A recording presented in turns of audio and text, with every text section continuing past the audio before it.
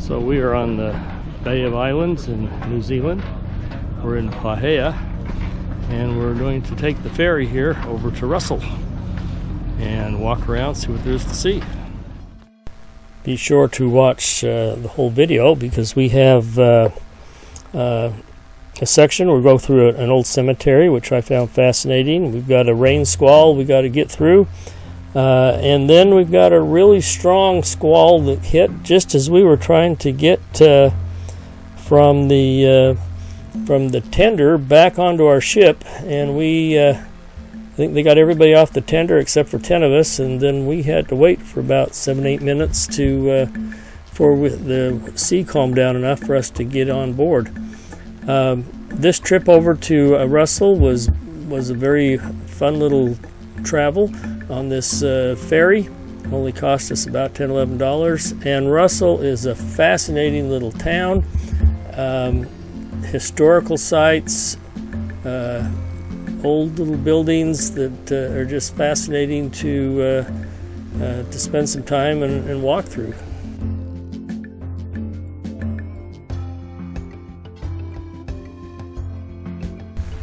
We walked into this kind of the main little square or park, municipal park, and they had this beautiful monument here that was in memory of the people from this town that had died in the Great War, which had been World War I, and also World War II, and I believe there was another conflict on there that it paid tribute to the men that had lost their lives, and that was great. And it was interesting that this was not the only memorial to servicemen and women who had lost their lives in the service of their country. So that was kind of refreshing to see. The area that is now known as Russell was originally inhabited by the Maoris. They liked this place because of the pleasant climate and the abundance of food and fish and fertile soil. The name, the Maori name, and I'm not going to try and pronounce it, but it translates into sweet blue penguin. And that was because after an ailing chief who had eaten a penguin broth remarked that the kurura, which is the penguin, was sweet. And so that's how it got its Maori name.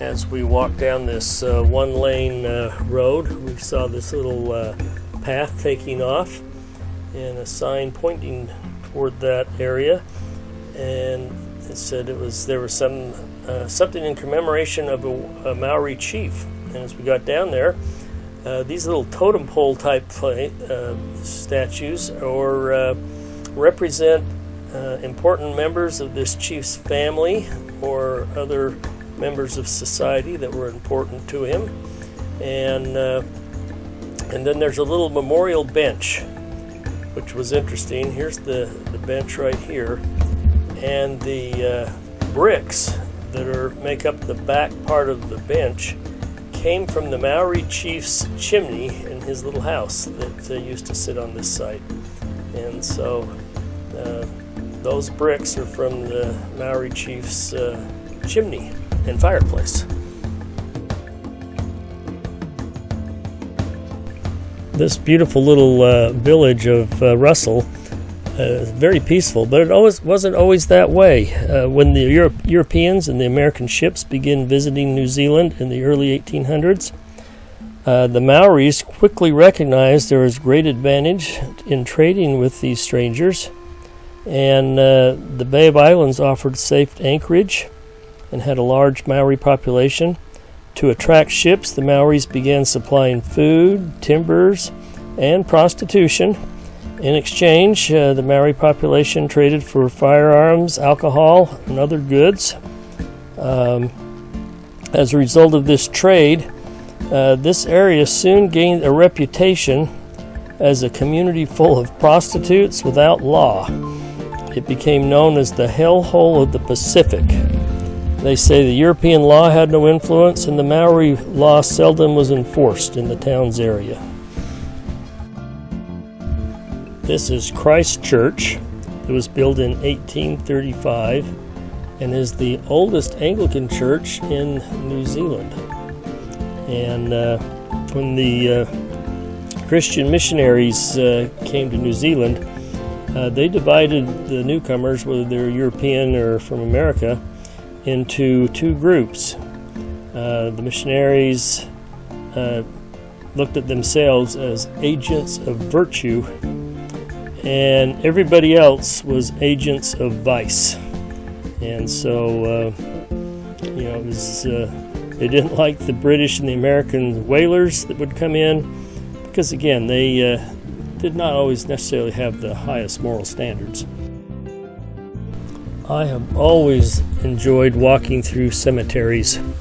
I think they're fascinating, and reading the headstones in these older cemeteries particularly is a great way to learn the history of the area and kind of get a flavor for the lives of the people that used to live there. And there were some fascinating ones here. This one that we're walking up to was the grave of the very first white woman born in New Zealand. Her name was Hannah King Lethbridge. She died in 1907 at the age of 91. Just fascinating. One of the sadder parts of walking through old cemeteries is the number of young children and babies that were buried. Because the infant mortality rate used to be so high before modern medicine came along and was able to help preserve the lives of newborns and children that were having problems with illness and disease.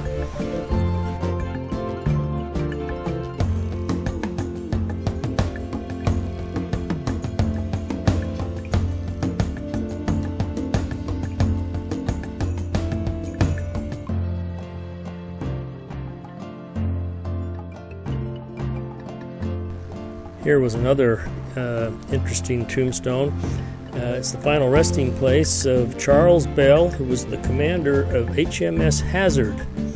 And he drowned in the Bay of Islands in August of 1844, and he was 45 years old. So we've seen a lot of little memorials to people from Russell that served and died in the Great War and World War II. Here's another one. They planted these palm trees behind me for each one that died during the war.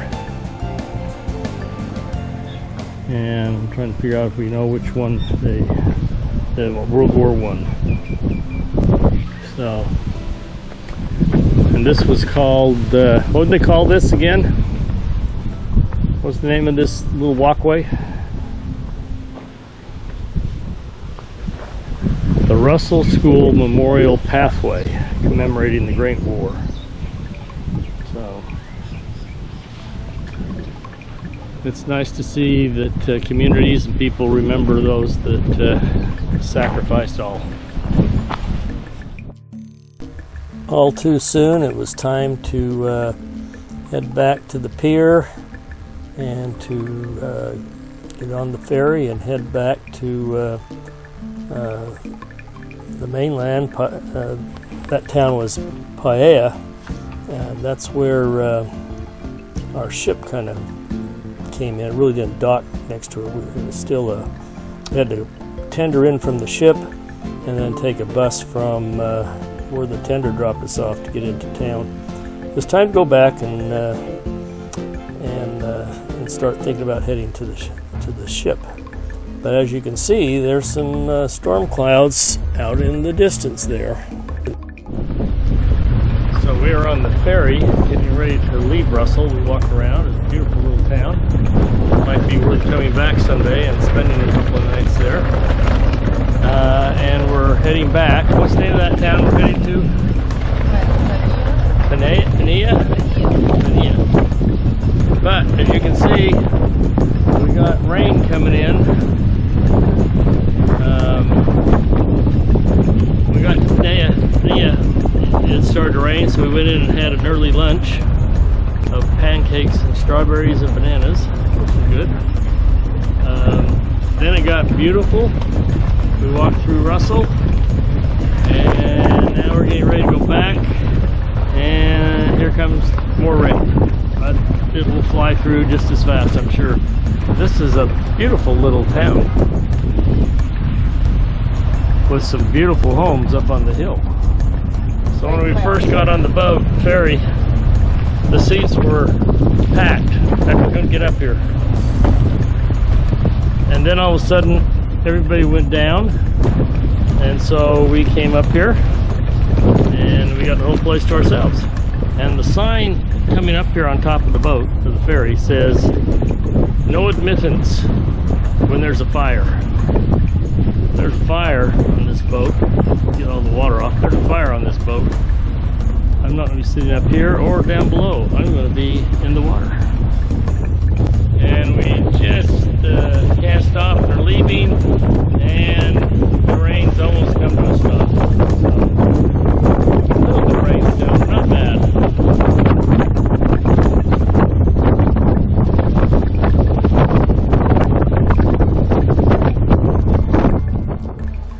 We arrived back in Paihia, and as you can see, the sun is out. Beautiful blue skies, and again, this is another fun little town to go exploring. Nice, fun little shops, and they also had a little farmers market or crafts show going on, and we spent some time and walked through that as well.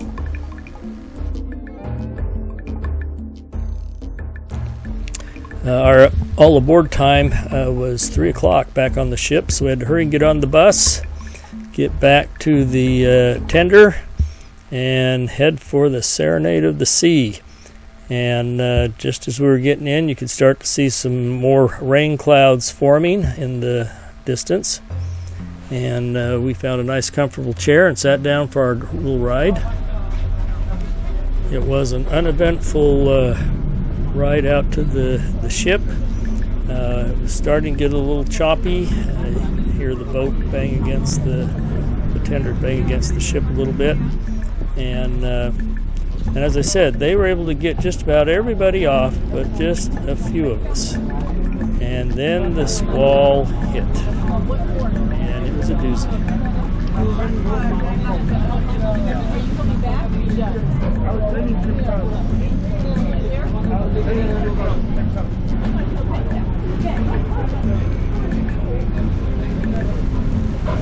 The tender was rocking so bad that I wasn't able to get up for a few minutes to take a really good picture of the rain and the wind. But even this one, you can tell it's still pretty choppy and windy out there. And it took us about 10 to 15 minutes for it to calm down enough, and then they were able to start getting us off again. And but as you'll see in a minute, it was still bobbing around. And as I started heading to get off, you'll see a great big swell hit, and all of a sudden the guys on the loading ramp of the ship are way down below me, and I had to wait a couple of seconds, then could get on. Big steps. Oh, wait a moment.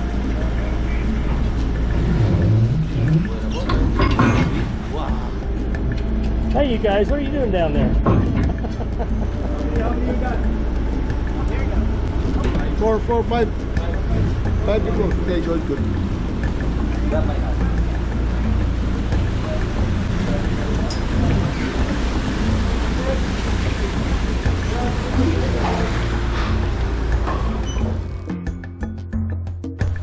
If you liked our video, please hit the like button and subscribe to our YouTube channel, Around the World in 274 Days. And be sure to hit the notification bell so that you'll be notified every time we post another video. Our next one will be landing in Australia here in a couple of days, and we'll have some videos from there. Thanks for watching.